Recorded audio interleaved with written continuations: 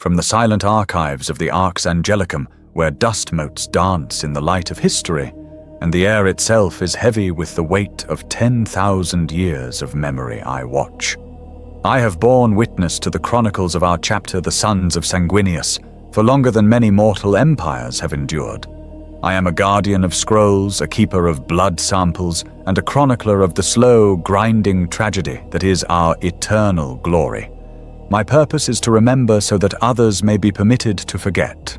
To understand us, you must first look to Baal. See it not as the irradiated wasteland it is, but as the crucible that forged our Primarch. And upon its highest, most sacred peak, you must behold the statue, the Unforgotten. Carved from a single block of Carrara marble brought from Terror itself before the age of strife, it depicts our father Sanguinius in all his impossible perfection. The twin suns of our homeworld bleach its surface to a blinding white. His wings, each feather a masterpiece of detail and grace, are spread as if to embrace the very stars from which he fell. His face, a study in sorrowful beauty, is turned towards the void, his eyes seeming to gaze upon a future he alone could foresee. In one hand he holds the spear of Telesto, in the other the blade Encarmine. He is the image of a god, the perfect son, the angel who stood against the dark and did not yield. This is the image we carry in our hearts. It is the lie we strive to make true. From this silent monument turn your gaze to the theater of war, for it is there that the angel's legacy truly lives. Watch as the drop pods descend, metal comets trailing fire, striking the battlefield not with the brutish force of the imperial fists or the cold calculus of the ultramarines, but with the focused grace of a striking eagle. See my brothers clad in armor, the color of arterial blood, adorned with golden filigree and sculpted reliefs that would make a master artisan weep. They move not as mere soldiers, but as demigods of destruction. A chainsword in the hands of a blood angel is not a crude tool of butchery. It is a brush with which he paints a canvas of death each arc, and parry a stroke of violent genius. A bolt gun is not just a weapon. It is an instrument, each report a percussive note in a symphony of righteous fury.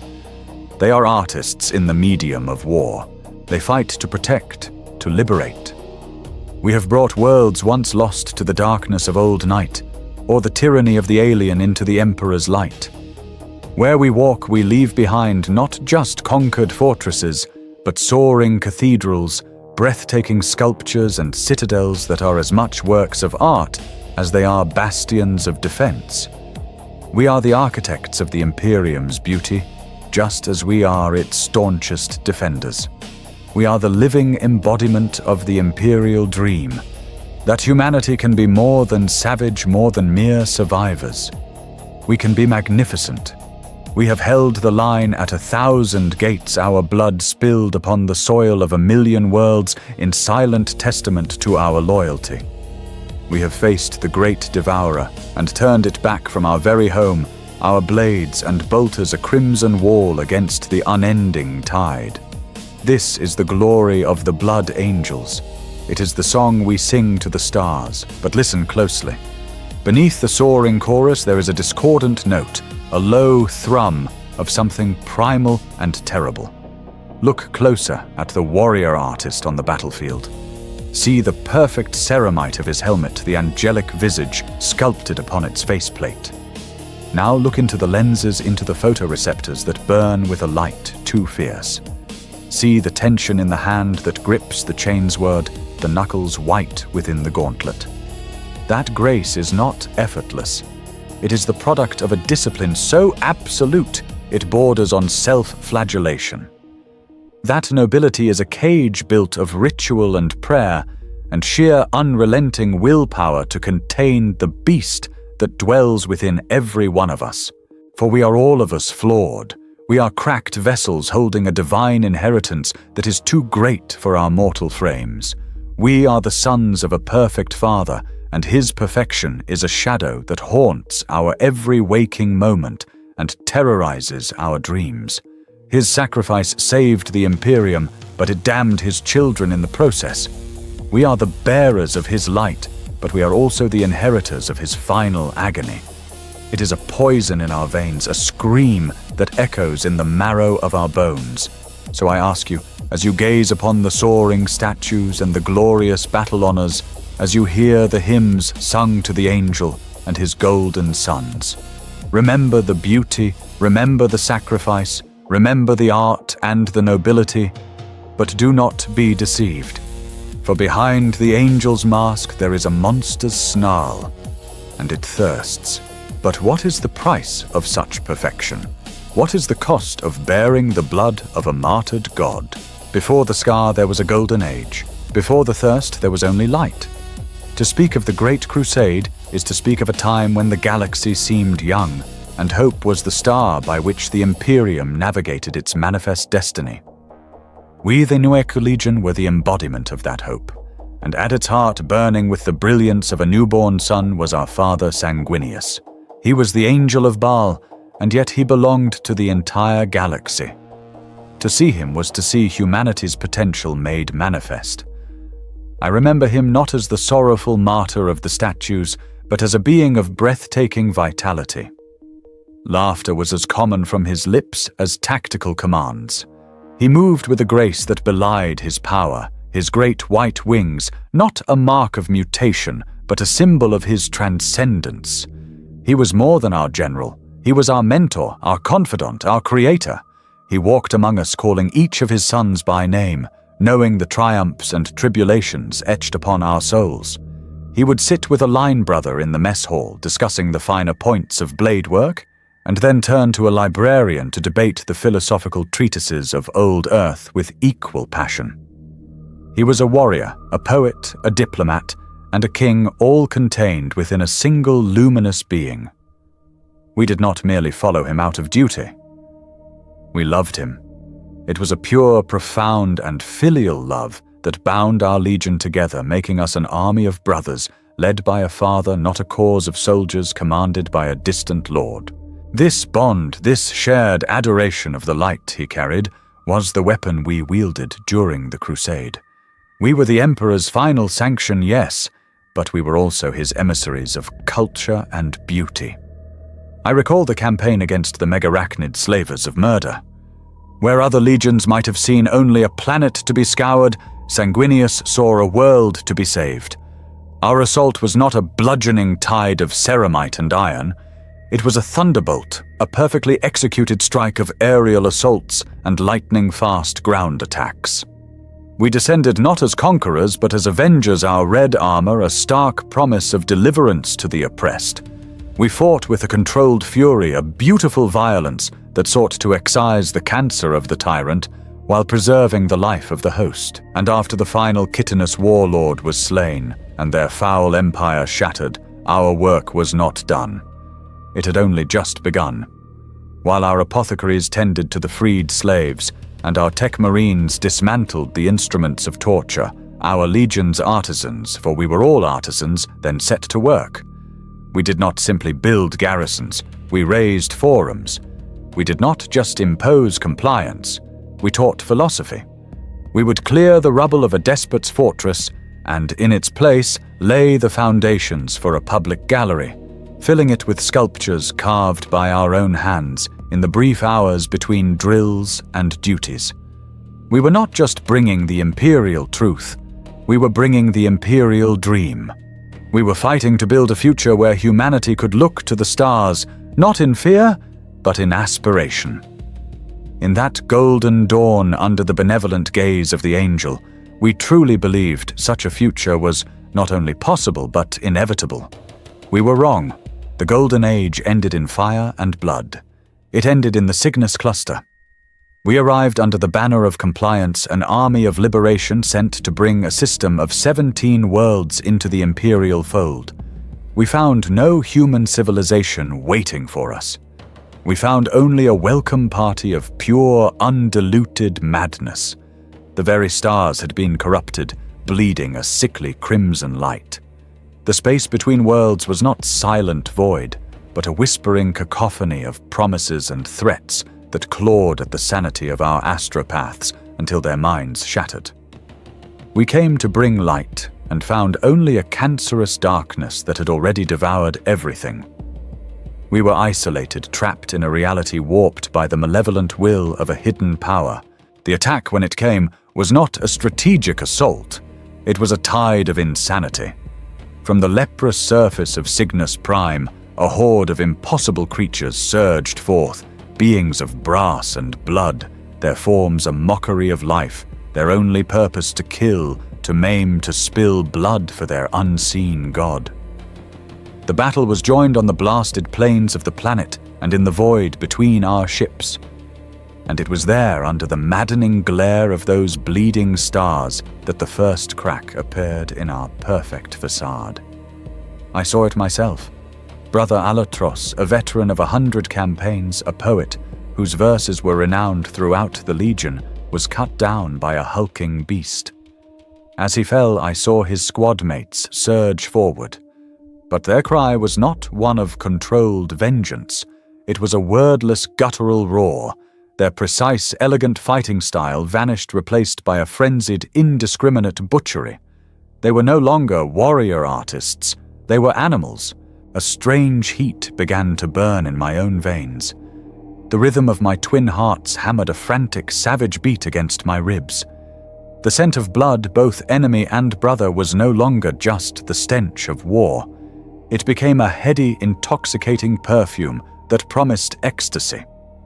A hunger deep and primal gnawed at my soul, a desire not merely to defeat the foe, but to tear them apart, to feel their lifeblood on my gauntlets, to hear their screams as an answer to the ravenous craving that had awoken within me. This was the red thirst. It was the first time we had felt its touch, a collective madness born of the psychic pressure and the unrestrained slaughter surrounding us. We were losing ourselves, becoming the very monsters we were fighting. And then, through the madness, its architect appeared. Kabanda, a bloodthirster of Khorne, a greater demon of unimaginable power and malice, his laughter a sound that could curdle steel. He strode through the battlefield as a god, and his gaze fell upon our father. The duel that followed was a clash of archetypes, the angel of light against the avatar of carnage. But the ground was consecrated to the Lord of Skulls, and the demon was in his element. He was stronger. With a contemptuous sweep of his whip, he ensnared our Primarch, and with a brutal crash of his axe, he brought Sanguinius to his knees. We heard the crack of ceramite, followed by the sickening crunch of bone. Kabanda had broken our angel's legs, shattering them beyond repair. In that instant, a wave of agony, pure and absolute, washed over the Legion. It was not a sound heard with the ears, but a psychic scream of our father's pain that lanced directly into our minds. It was a pain so profound, so selfless, it was like a bucket of icy water thrown upon our fevered souls. The bloodlust vanished, choked by a sudden, horrified clarity. Across the battlefield, my brothers froze, their chainswords falling silent. We looked up from our savage work and saw our father, our perfect, luminous father, broken upon the ground. The red thirst was gone, replaced by a grief so potent it stole the breath from our lungs, and a righteous fury that was entirely our own. We had woken from the nightmare, but we awoke to find that the nightmare was real. Our father was broken, and we, his sons, had discovered a monster lurking within our own blood. The battle was not over, but our innocence was. If Cygnus Prime was the day we discovered the flaw in our blood, then the Siege of Terror was the day our souls were eternally damned. The memory is not one learned from a scroll. It is a scar carved upon our very being, a phantom limb that aches with a pain 10 millennia old. Our father, weary from 100 days of relentless battle, his legion bled white, holding the eternity gate against impossible odds, knew the end was near. When the shields of the War Master's flagship, the vengeful spirit, fell, he did not hesitate. He knew what he would find. His prophetic soul had shown him his own death 1,000 times. Yet he went not in hope of victory, but in an act of ultimate sacrifice. He went to face his brother, to buy our father the Emperor a few precious moments, and to find a weakness in the armor of the arch-traitor. He walked through the corrupted halls of that once proud vessel, a lone point of brilliant light in an oppressive, fleshy darkness, his white wings unstained by the filth and heresy that coated every surface. He walked towards his death with the resolute calm of a martyr. Before the gate to the command deck, he paused, not in fear, but in sorrow. Behind that portal was his brother, his dearest friend, the man with whom he had conquered a galaxy. And he knew that man was already gone, a mere puppet for the ruinous powers that now wore his face. He entered. Horus was there, but he was not Horus. He was a swollen, monstrous thing, a vessel overflowing with the raw power of the warp. The air around him crackled with dark energy, and the eyes that Sanguinius had once looked into with love now burned with the cold light of a dead star. The War Master offered his temptation a final poisoned chalice. He spoke of a new order of freedom from the Emperor's tyranny of a galaxy, where they, the Primarchs, could rule as gods. He offered our father Power Glory a seat at his right hand. Sanguinius refused. He looked upon the twisted parody of his brother and saw not a savior, a slave. He chose loyalty. He chose honor. He chose humanity. And with that choice, the die was cast. The battle that followed was not a contest of equals. Our father was wounded, exhausted, while Horus was bloated with the strength of 4 malevolent gods. But the angel fought with the fury of the doomed and the courage of the righteous. The blade Encarmine met the talon of Horus light against shadow. For a fleeting moment, Sanguinius was transcendent, his movements a blur of gold and crimson, his every blow a testament to his unbreakable will. And in that final desperate charge, he achieved his goal. He could not kill Horus, but he found the one thing he sought, a single, tiny fissure in the War Master's psychic armor, a chink created by his own blade. It was a weakness he could pass on to the Emperor. It was his final gift to the Imperium. And then Horus struck. It was not a warrior's blow. It was an act of brutal, spiteful annihilation. The talon of Horus, a weapon of obscene power, tore through our father's divine armor as if it were parchment. It ripped and shredded, not just killing the angel, but obliterating the very symbol of him. In that moment of his death, as his body was broken and his lifeblood spilled upon the deck of that damned ship, the universe screamed. It was a scream that transcended space and time. A psychic apocalypse that erupted from the soul of a dying demigod. Every one of his sons, from the blood-soaked battlements of the Imperial Palace to the most distant listening posts in the galaxy, felt it. It was a white-hot knife of pure agony plunging into our minds.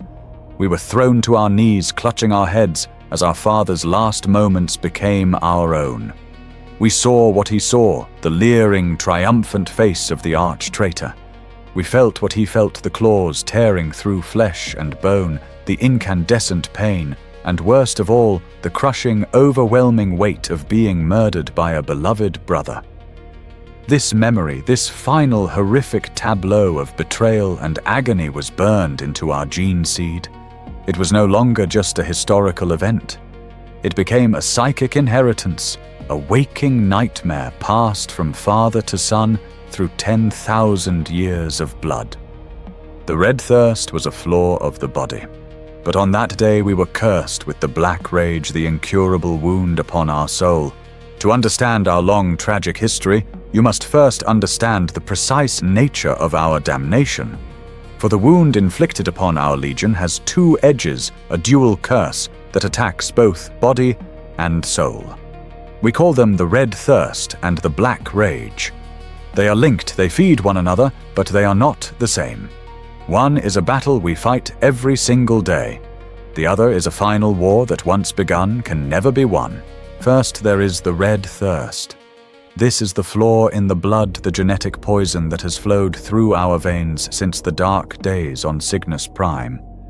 It is a physical craving, a deep and gnawing hunger for blood that whispers to us in the quiet moments and screams at us in the heat of battle. It is a constant companion, a smouldering ember of savagery that we must perpetually strive to keep from erupting into a conflagration. It is the reason for our intense discipline, for our devotion to the arts. Every statue we carve, every verse we compose, is an act of defiance against the beast within. It is a leash we braid with our own hands, a cage of culture and ritual we build around our own hearts. But the beast is always there, testing the bars, waiting for a moment of weakness. To be a blood angel is to live a life of constant vigilance, for to give in to the thirst is to lose a part of one's humanity, to become little more than a predator in angel's armor. Every one of us, from the youngest neophyte to Commander Dante himself, carries this burden. It is our shared inheritance, the taint in the sacred blood of the angel. Then there is the black rage. If the thirst is the flaw of the body, the rage is the damnation of the soul. It is not a hunger, but a memory, the psychic echo of our father's death embedded in our gene seed like a dormant virus. The thirst is always with us, but the rage lies sleeping, waiting. The stresses of war, a sudden shock, or sometimes nothing more than the relentless weight of years can awaken it. When it does, the blood angel is lost. His mind, his very consciousness is utterly and irrevocably consumed. He ceases to be himself. In his mind, he is no longer Brother Arminius fighting orcs on Armageddon. He is Sanguinius, fighting traitors on the command deck of the vengeful spirit. The world around him transforms into the landscape of that final apocalyptic battle. He looks at his battle brothers and sees the leering faces of the sons of Horus. He looks at his commander and sees the arch-traitor himself, Horus Lupercal. Every shadow holds a demon, every explosion is a macro-cannon blast from the Siege of Terra. He is trapped in the last moments of his Primarch's life, doomed to relive that ultimate betrayal and agony until he is mercifully slain. There is no recovery from the black rage. It is a final tragic end. The thirst may be resisted, but the rage is absolute. The two are intertwined, a serpent eating its own tail. The constant struggle against the red thirst weakens the mind, frays the will, and leaves the soul vulnerable to the psychic trauma of the black rage. One is a slow poison, the other a sudden fall from a great height. This is the dual nature of our curse. This is the legacy of the Red Angel. To be damned is one thing. To accept damnation is another entirely. We are the sons of Sanguinius, and we will not surrender our souls without a fight. Our struggle against the flaw is not a thing of desperation, but of cold, hard, unyielding discipline. It is a war fought with ritual and blade, with meditation and bolter. Over 10,000 years we have forged our chains, and we wear them as armor. The battle for our soul begins the moment a neophyte is chosen to become one of us. It begins with the chalice. Imagine a chamber deep within the heart of our fortress monastery on Baal. It is lit by 1,000 candles, their flames reflecting in polished marble reliefs depicting the life and sacrifice of our Father. In the center of the chamber, attended by the sanguinary priests in their robes of white and red, rests the Red Grail. It is a relic of immense significance, said to have been held by Sanguinius himself. Into this grail the priests decant a measure of blood, sometimes that of a great chapter hero preserved for this very purpose, and within it a single drop of the Primarch's own synthesized blood, the very essence of our being and our curse. The neophytes, having survived the rad wastes of Baal and the trials of implantation, are brought before it. Their final test is not one of strength, but of will. They must drink from the chalice. As the blood touches their lips, they are overwhelmed. The red thirst, which until now has been a mere whisper in their new physiology, erupts into a roaring inferno. For the first time, they feel the full, unrestrained hunger that will haunt them for the rest of their lives. They are assailed by visions of carnage, by a ravenous need to kill and to feast. Here in this sacred space, they must fight their first battle against the beast within. Guided by the chanted litanies of the priests, They must find the core of their being, the spark of humanity, and use it to master the flood of raw instinct. They must focus on the image of Sanguinius, on his sacrifice, and find in his nobility the strength to quell their own inner savagery. Many fail. They are given the Emperor's peace. But those who succeed, who force the beast to its knees through sheer willpower, are reborn. They have faced their inner darkness and survived. They are now truly blood angels. But the chalice only teaches the first lesson. The war is won or lost in the quiet moments between battles, in the long vigils of the Void Voyage, and the silent halls of the monastery. This is where our second weapon is brought to bear art. Walk through the cloisters of the Arx Angelicum, and you will not see merely soldiers at rest. You will see a 7-foot-tall warrior in crimson armor, his hands capable of crushing a man's skull, carefully guiding a chisel across a block of stone. You will see another before a canvas, his brushstrokes capturing the sorrowful beauty of our Primarch's face. You will hear from a nearby scriptorium the metered verse of an epic poem being composed. This is not leisure. This is survival. The red thirst craves destruction, chaos, and mindless slaughter. The act of artistic creation is its perfect antithesis. It requires patience, focused deliberation, and an appreciation for form and beauty that the beast cannot comprehend. Each stroke of the brush is a prayer for control. Each line of poetry is a ward against the darkness. Each sculpted curve is an act of defiance. By immersing ourselves in the pursuit of perfection and beauty, we strengthen the mental faculties needed to keep the thirst in its cage. We remind ourselves that we are the sons of an angel, not the slaves of a genetic flaw. We are warrior monks, and our art is as vital to our existence as our bolters. It is the anchor of our sanity in a sea of blood. For all our rituals, for all our discipline, there are those we cannot save. The black rage is a specter that haunts every one of us, and for some, the night must fall. To witness a brother fall to the rage is to watch a star die, to see a hero's light extinguished and replaced by a black hole of ancient grief. It is our greatest failure, and it has given birth to our most terrible weapon, the Death Company. It can happen at any time, but the eve of battle is the most common. The veil between past and present is thin, then the air electric with impending violence. I remember Brother Rafen of the 5th Company, a hero decorated for his valor during the Second War for Armageddon. We were aboard the strike cruiser Blade of Vengeance preparing for an assault on a Chaos fortress. I saw him in the armory meticulously sharpening his combat knife, his head bowed. But he was not reciting the litanies of hate. He was whispering other names. Terror. Dawn hold the gate. Horus, why I approached him, placed a hand on his pauldron and called his name. He looked up, and his eyes were not his own. They were ancient, filled with a sorrow that could drown a world. He did not see a brother. He saw a stranger. The walls are breached, he said, his voice a strained rasp.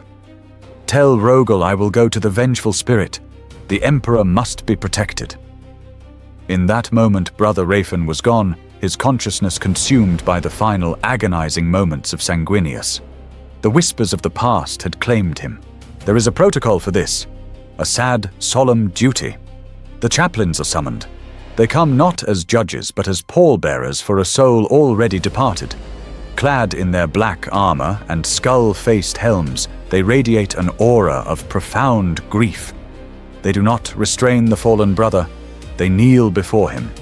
They do not call him by his name, for that name is now meaningless. They address him as Lord, as Primarch. They speak to the sliver of Sanguinius's soul that now possesses him, telling him his final battle is at hand. It is a terrible mercy. The brother is led away to a separate chapel, the Reclusium, where his armor is stripped of the chapter's proud crimson. With sanctified oils and whispered prayers of mourning, the chaplains anoint his ceramite. Then with heavy brushes they paint it black as the void, the color of death. Upon the pauldrons and greaves, they paint the blood-red saltire, the cross of sacrifice, a symbol of the wounds our father bore. This is his funeral rite. He is no longer Brother Rafen. He is one of the lost, a member of the Death Company. On the battlefield, they are our sorrow, our shame, and our salvation. They are not deployed as part of a strategic plan. They are unleashed. A black-painted drop pod, a lone spearhead of hopeless fury launched into the very heart of the enemy's strength. When its doors open, what emerges is not a squad of space marines. It is a force of nature. The Death Company fight with the strength and fury of a demigod, for in their minds they are one. They feel no pain for what mortal wound can compare to the agony of a Primarch's death. They know no fear for what horror can match facing a beloved brother turned traitor. They charge through hails of enemy fire, their only purpose to find the one they call Horus, and grant him the Emperor's judgment. They tear through tanks, slaughter hordes of infantry, their chainswords screaming a litany of pure, undiluted rage. We, their brothers, watch from our own battle lines with a mixture of awe and profound sadness. They are the avatars of our curse, a living testament to our failure. Each one is a hero we could not save, now sent to find, the only peace left to him, a glorious death in a battle that ended 10,000 years ago. The Death Company is sent to find an honorable end in the crucible of war. It is a final, desperate hope for a soul already lost. But sometimes fate is cruel. Sometimes a brother possessed by the black rage survives. He may stand victorious upon a mountain of enemy dead, his black armor scarred and broken, but his body still functional. His mind, however, remains trapped 10 millennia in the past, forever fighting a war that is long over. For these lost souls, there is no reintegration. There is no recovery. There is only a prolonged, torturous existence. And so for them, we have one final, terrible mercy. We have Asterath. He is Asterath, the grim High Chaplain of the Blood Angels and the Redeemer of the Lost. He is not a figure of comfort. His arrival on a battlefield is an omen, a sign that all hope for a brother is gone. He is a spectre of finality clad in midnight black armor, his face a skull visage of implacable duty. He is psychically attuned to the echoes of the black rage, a curse he bears so that others do not have to. He feels the torment of the lost across the void, a constant chorus of anguish that sings in his mind. He is not an executioner, though he wields a mighty axe. He is a priest, and his sacrament is death. He travels from war zone to war zone, a solitary angel of dark mercy, seeking out those whose suffering has not been ended by an enemy blade. He is feared not for his wrath, but for his purpose, for he is the living embodiment of our most profound failure.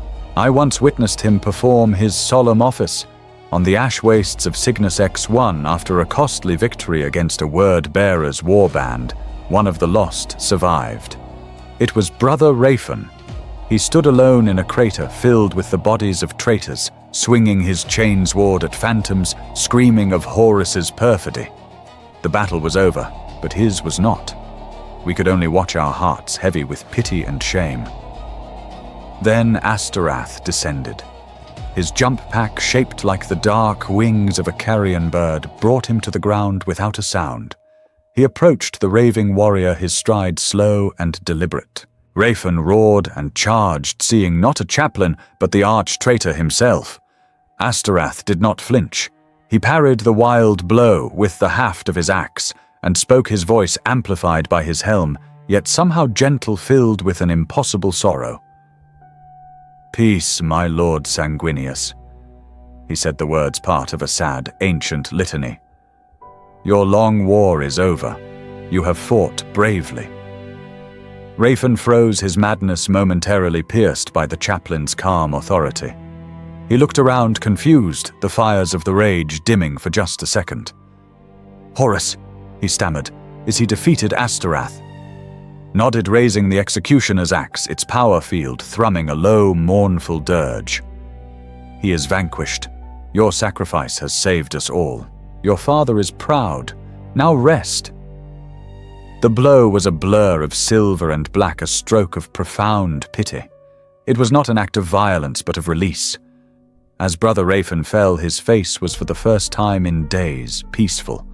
Asterath stood over him, a silent monument to grim duty, and offered the final prayer of absolution, freeing a noble soul from its unbearable prison. For 10,000 years the law of our curse was absolute. The red thirst could be managed. The black rage was a final one-way door to madness and death. It was an immutable truth, a tragic axiom of our existence. And then came Calistarius. And then came the Second War for Armageddon.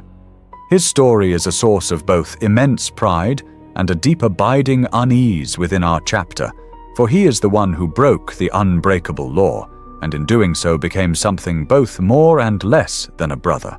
He was a librarian then, Brother Calistarius, powerful and respected, fighting in the ash-choked confines of Hive Hades. During the assault on the cathedral of the Emperor's hallowed saint, the psychic scream of 1 billion dying souls and the relentless, brutal slaughter of the orcs proved to be too much. The veil tore.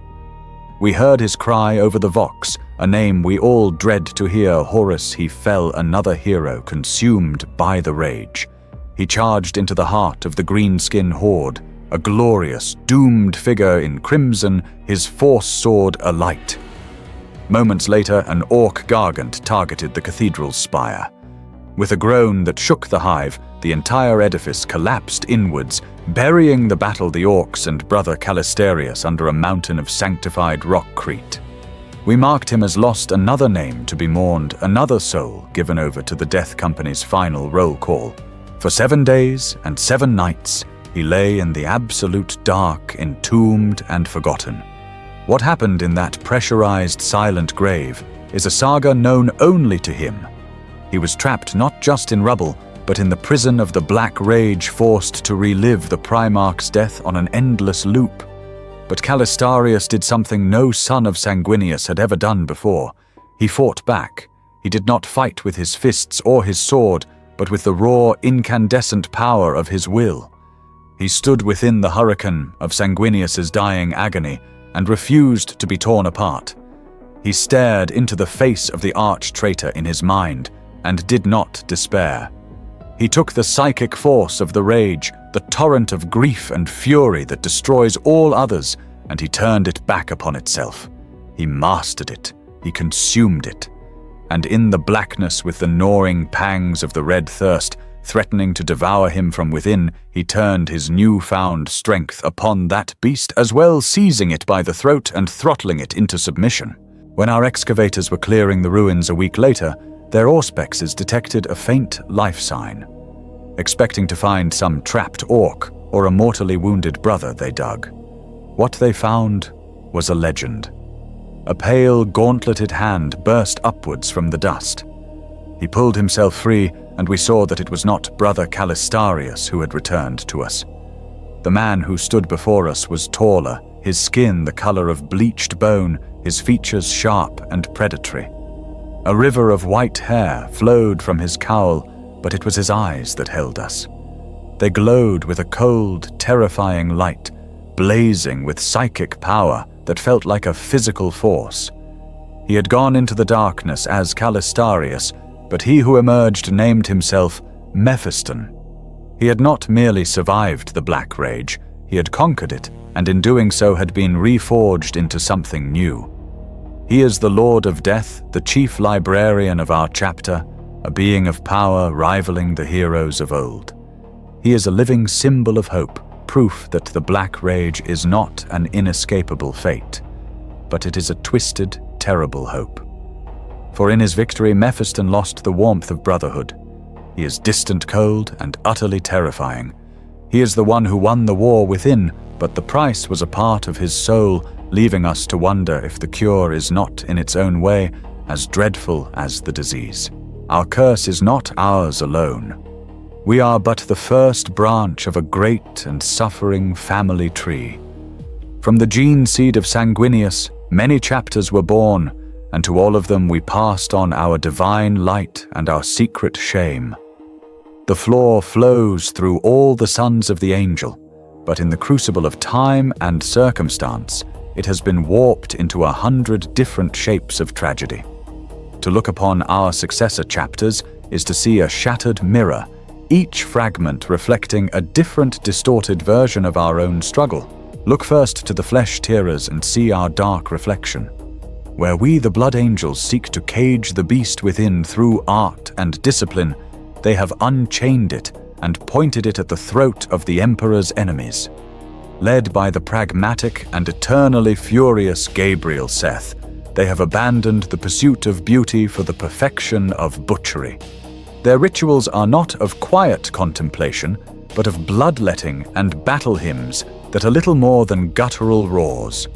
They are the red thirst given form, a chapter perpetually balanced on the knife edge of damnation. On the battlefield, they are a terrifying sight, their armor caked in filth and gore, their every action driven by a savage fury that often does not distinguish between foe and friend. Seth argues that their time is short, that the flaw will inevitably consume them, so they must burn as brightly and as violently as possible in service to the Imperium before they are extinguished. We counsel control, they embrace the inferno. We watch them with a mixture of horror and a deep, grudging respect. They are a vision of what we could become if we abandoned our art, our grace, our hope. They are the rage of Sanguinius, unburdened by his sorrow. Then turn your gaze to the lamenters and let your heart break. If ever a chapter deserved to be free of the flaw, it was them. They are the nobility of Sanguinius, unburdened by his rage. Their hearts are the purest of all his sons, filled with a compassion and a drive to protect the weak that is almost unheard of in this cruel galaxy. Yet they are cursed, not just by our shared genetic flaw, but by a cosmic misfortune so profound it defies all logic. Their history is a litany of disaster. Siding with the wrong side in the Badab War out of misplaced honor, they were sent on a penitent crusade that bled them white. Rebuilding their strength, they were thrown into the path of Hive Fleet Kraken and were devoured, reduced to a handful of survivors. For the Lamenters, the flaw manifests not as rage, but as an all-consuming melancholy. When the black rage takes them, they do not see the face of Horus. They see the endless faces of those they have failed to save. Theirs is a quiet, soul-crushing despair that amplifies their endless tragedy. They are a constant, painful reminder that in this universe, virtue is no shield against fate. They are the sorrow of Sanguinius, and their suffering never ends. Finally, there is the story we whisper as a warning. The story of what happens when the struggle is lost completely. The story of the Knights of Blood. They too were noble once, but the thirst ran too deep in their veins. The beast was not a whisper. It was a constant, deafening roar. Their discipline frayed, then shattered. Their desire for battle became an uncontrollable need for slaughter. On the world of Cybele, their rage was unleashed upon Imperial Guard regiments fighting at their side. They drank the blood of allies, and in that moment they crossed a line from which there was no return. We, their founding chapter, were forced to hunt them. We pleaded with them to repent, but they were too far gone. They were declared excommunicate traitorous, and their name was struck from the rolls of the Adeptus Astartes. They became a renegade warband, a pack of rabid wolves in the armor of angels, a horrifying testament to the final destination of our curse. They are our greatest shame, the embodiment of our deepest fear. The flesh-tearers are the brink, the lamenters are the tragedy, but the Knights of Blood are the abyss itself. We do not exist in a vacuum. Our long war is fought under the watchful eyes of the Imperium we bleed to protect. And in those eyes we see our own duality reflected back at us, admiration mixed with fear, respect tinged with suspicion. We are the sons of the angel saviors and heroes, but we are also the flawed legion, a source of constant nervous speculation. I recall a victory feast on Macragge after a joint campaign with the Ultramarines. The halls were filled with celebration, but the conversation I shared with Cato Sicarius, a captain of their esteemed chapter, was more measured. He raised his glass to me, his face a mask of stern Terran nobility. "Your brothers were the hammer that shattered the enemy line," he said, his voice devoid of empty flattery. "There is no finer shock assault troop in the galaxy than a blood angel at the charge. The fury of your father is a potent weapon." He paused, choosing his next words with the care of a master strategist. "But it is a fury that seems to burn for its own sake. My warriors are taught to be instruments of the Emperor's will, precise and dispassionate. We take no joy in the act of killing. It is a grim necessity. When I watch your warriors, I see a fire in their eyes that is more than just zeal. It is a savage exultation. It is a dangerous path to walk, brother. A fire that burns so brightly can easily leap its hearth." He meant no insult. It was an honest observation from a mind forged in logic and control. He saw the fire, but he could not comprehend the terrible cold it holds at bay. The gaze of our Astartes cousins is one of wary respect. The gaze of the holy ordos of the Inquisition is far more unnerving. It is the cold, calculating stare of a physician examining a patient for signs of a terminal and potentially contagious disease. For a time during the scouring of the Cthalan Drift, our fourth company was assigned an observer, an inquisitor of the Ordo Hereticus, named Lord Hephaestos Grud. He did not ask about our strategies or our supply lines. His questions were of our rituals, our beliefs, our methods of dealing with the fallen. He watched our sanguinary priests extract the gene seed of our dead with a clinical, morbid curiosity. But his true focus, his obsession, was the Death Company. He did not see tragic heroes. He saw uncontrollable berserkers, their minds broken, lost to a rage that to his eyes was indistinguishable from the bloodlust of a Cornate cultist. His final report to the Ordo, a copy of which was sent to our chapter master for the archives, was chilling in its assessment. The Blood Angels remain a potent and loyal asset to the Imperium of man, he wrote. Their martial prowess is undeniable. However, their foundational flaw makes them an inherent liability.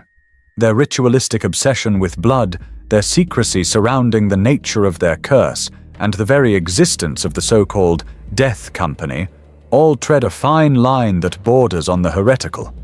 They are a beautiful, sharp, but ultimately cracked sword. For now it holds, but we must watch them always for the day the crack finally splinters. To the Imperium, we are both saviors and a source of profound anxiety, a shining example of the Astartes ideal and a terrifying reminder of how easily even the greatest can fall. Our flaw is more than a genetic defect. It is a wound in our souls, a crack in our spiritual armor that bleeds into the warp.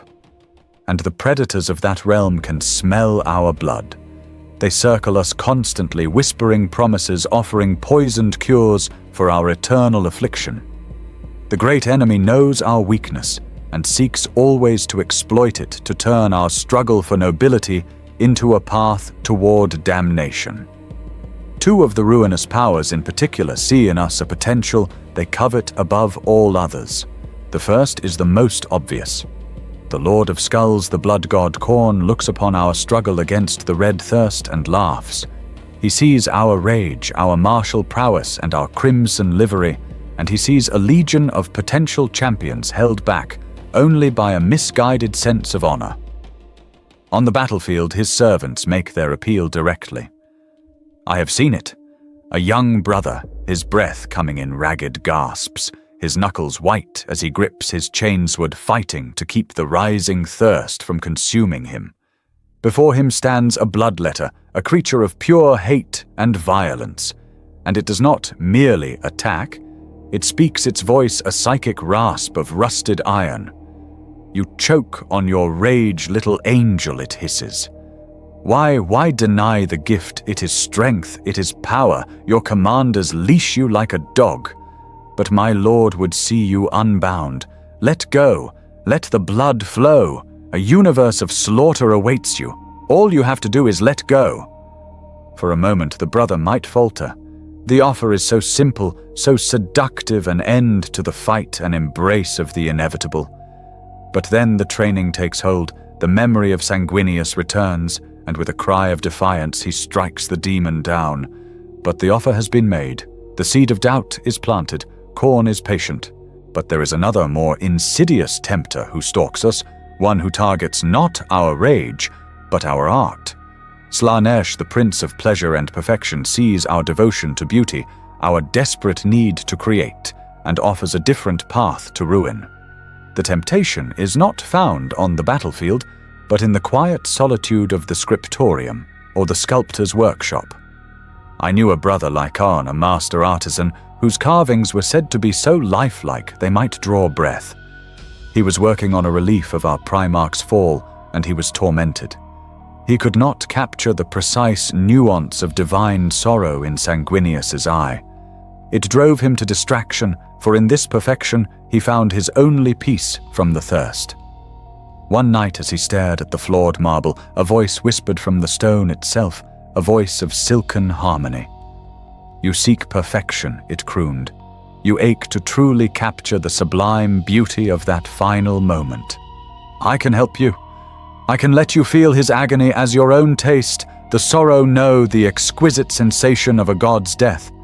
I can guide your hand to a perfection that will make all who see it weep in ecstasy."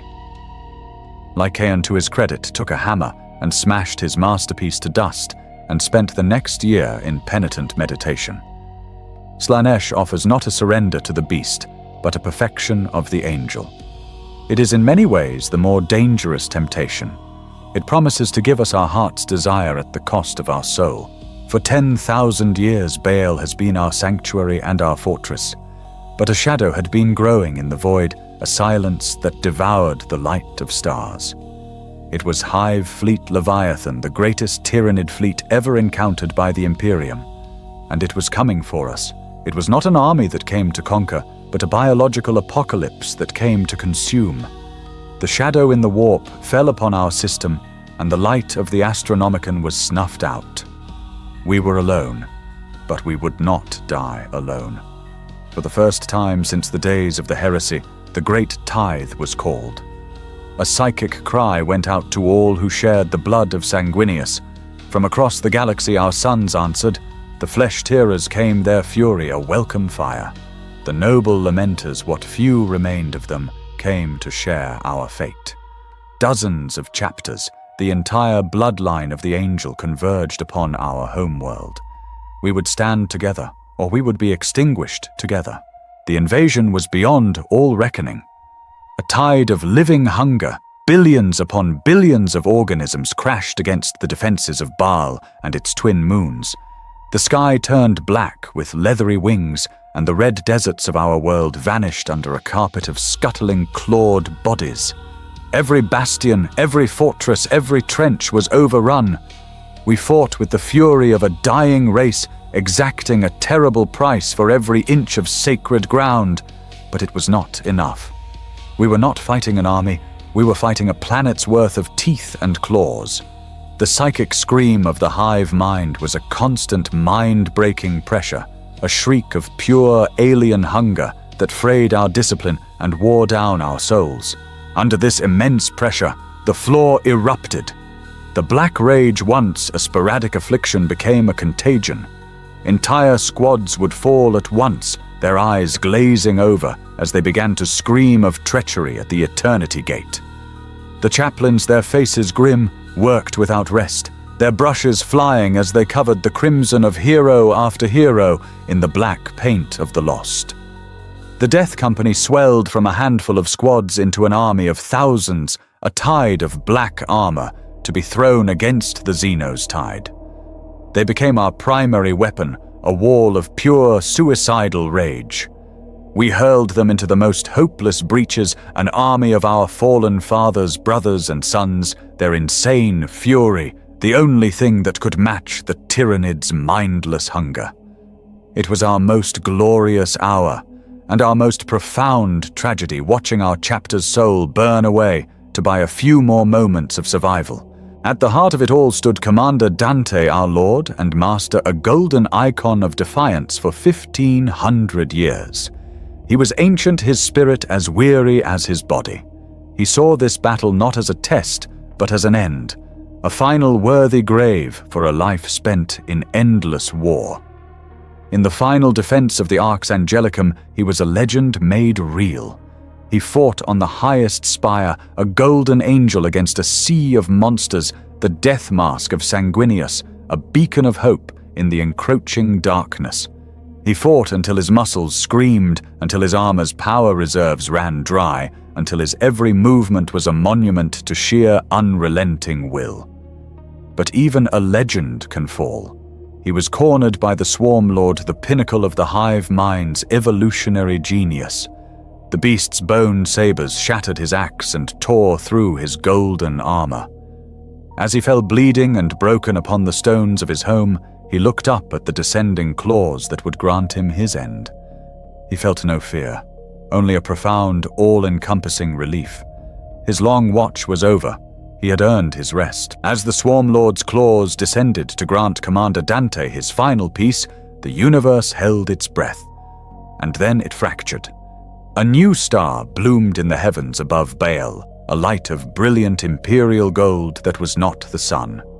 From this impossible light, a spear of pure energy lanced down, striking the Swarm Lord and turning the apex predator of a billion-year-old race into incandescent ash. Dante, on the verge of death, was spared.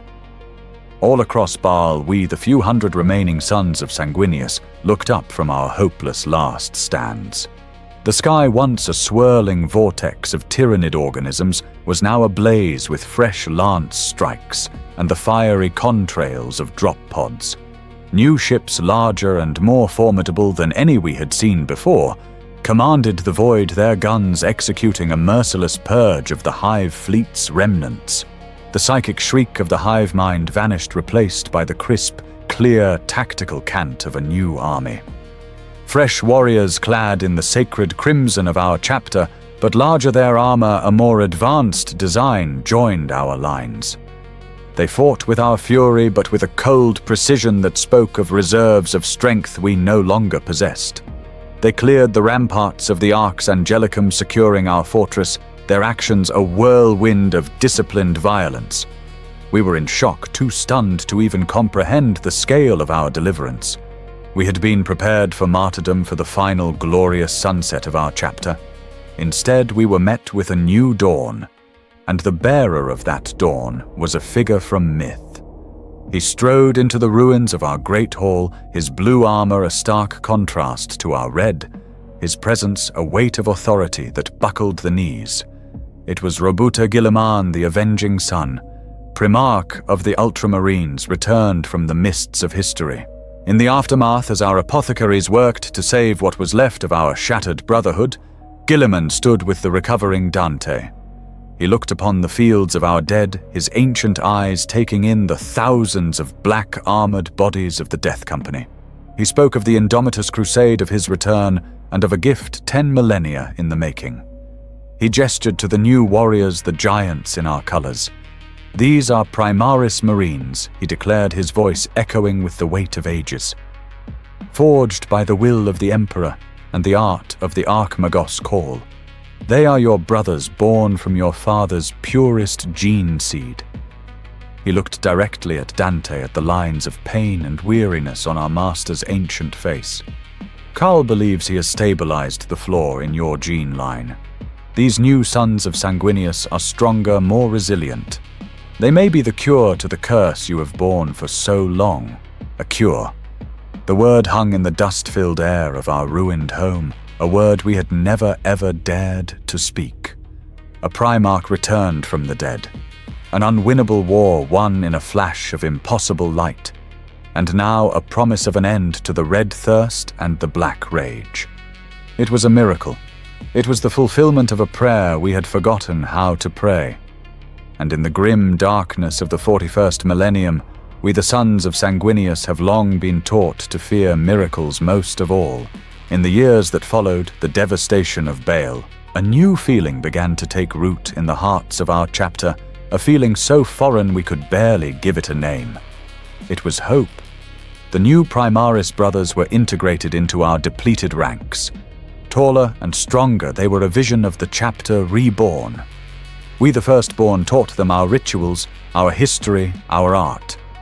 They in turn showed us a new way of war, their strength, and advanced war gear a bulwark behind which the chapter could finally heal. In battle after battle we watched them. They fought with the spirit of Sanguinius, their charges every bit as swift and devastating as our own.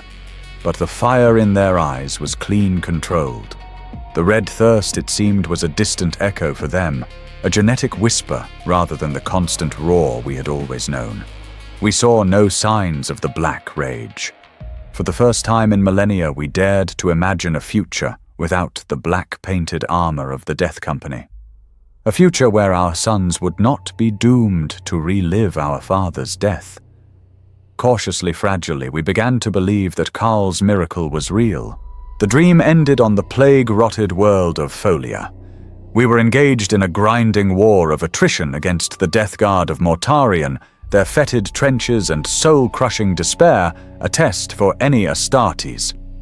A Primaris company was tasked with taking a fortified ridge.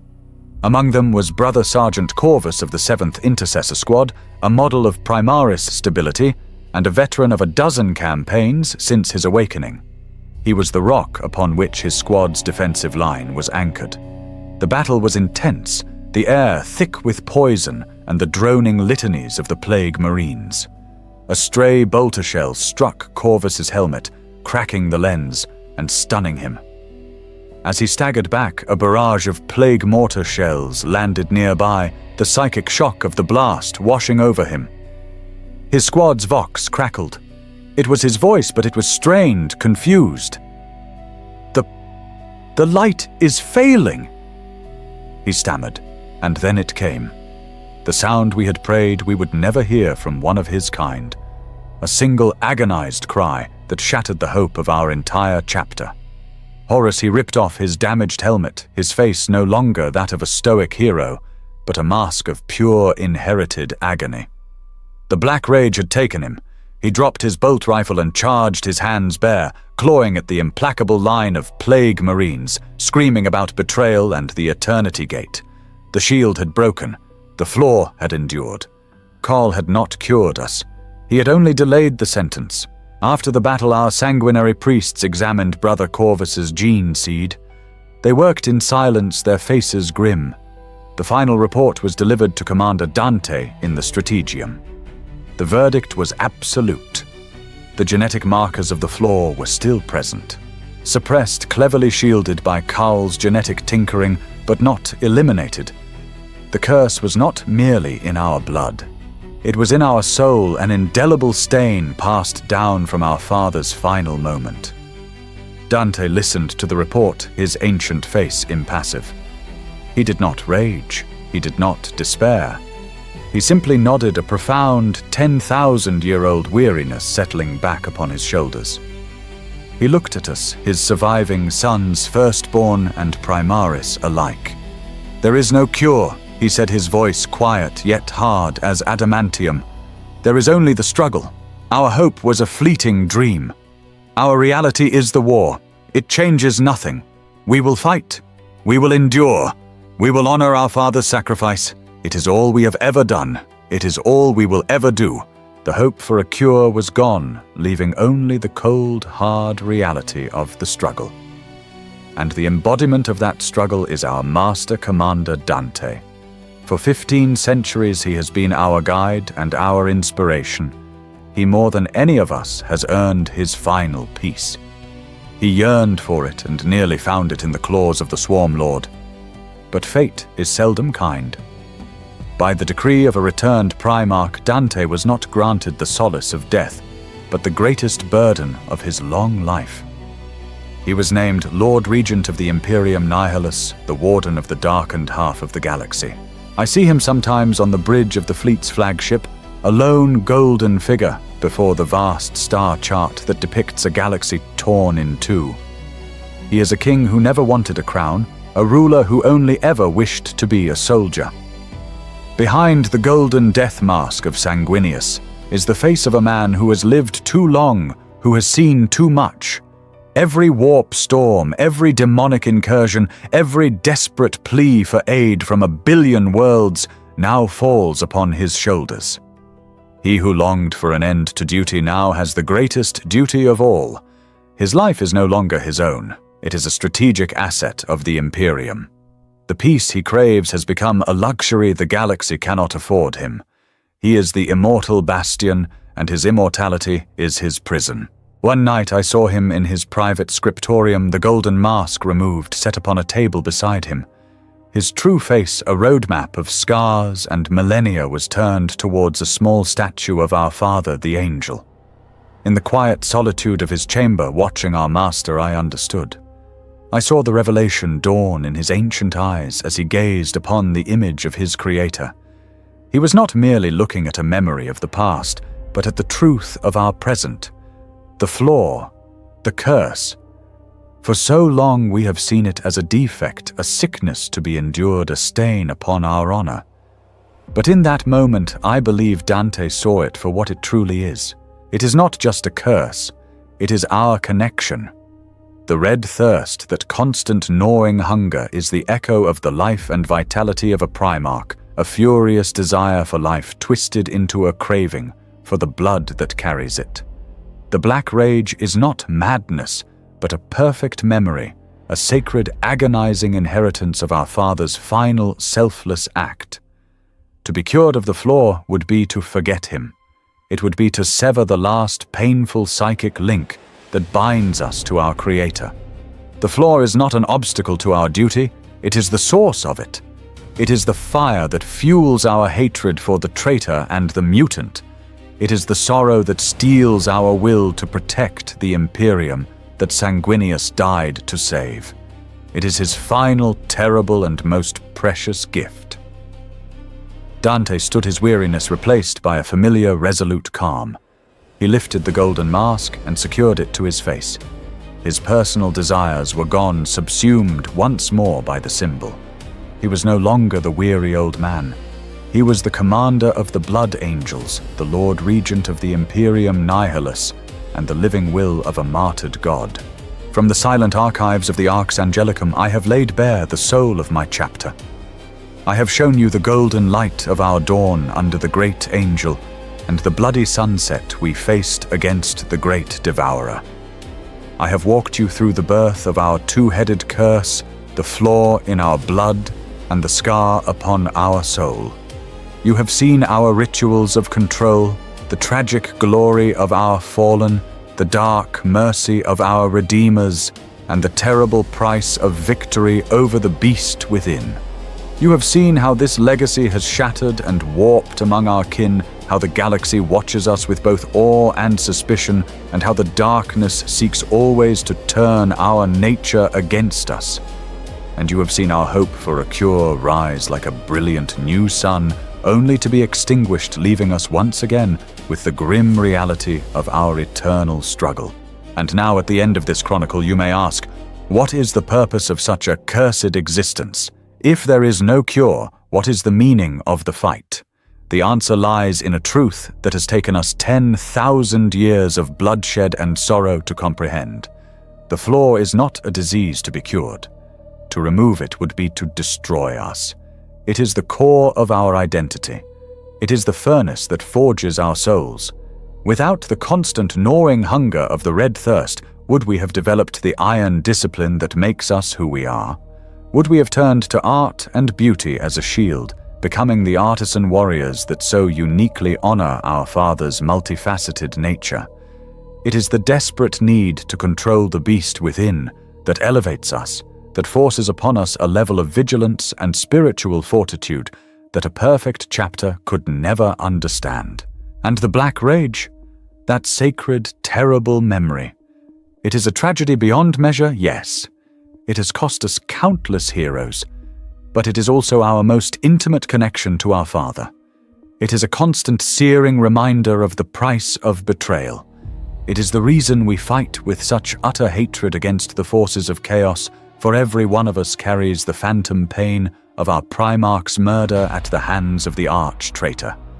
The rage we feel is not a mindless fury. It is the righteous, focused anger of Sanguinius himself, passed down through 1,000 generations. It is a weapon, a warning, and a testament. It ensures we will never ever forget why we fight. Our flaws do not make us weak. They make us strong. Our greatest heroes were not those who were untouched by the curse, but those who struggled against it most profoundly. Dante's resilience is forged by 1,500 years of resisting it. Mephiston's power was born from conquering it.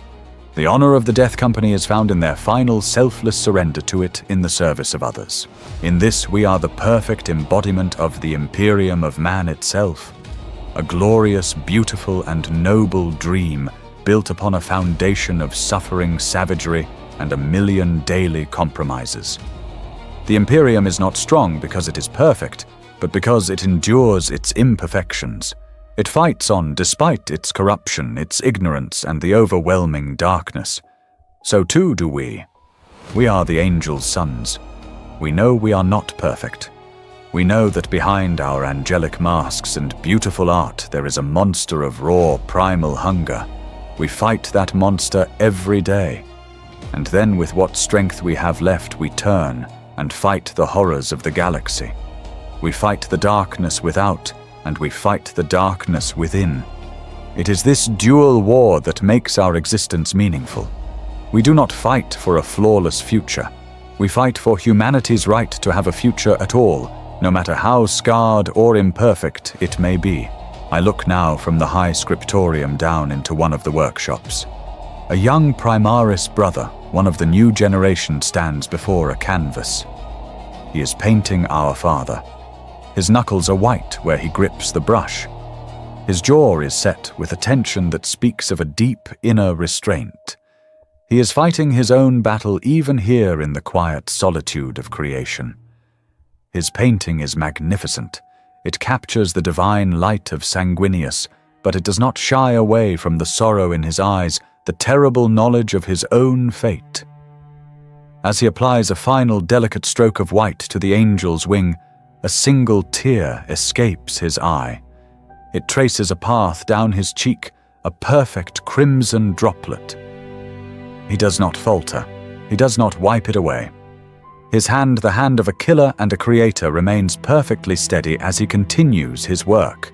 The struggle will never end. The beast will always hunger. The memory of betrayal will always burn. And we will always be here, the scarred angels, fighting our eternal war. That is not our curse. It is our purpose. It is our vow, and it is our glory.